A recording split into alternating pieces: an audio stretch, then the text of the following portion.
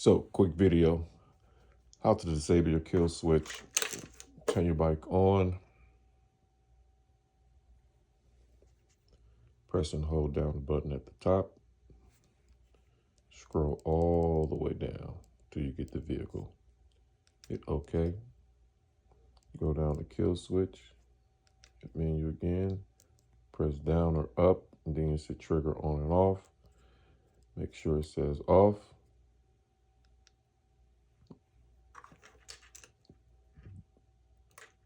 Turn off your bike. Let's test it out. Bike back on.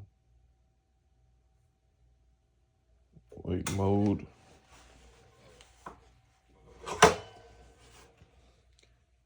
Kickstand up. Bike ready.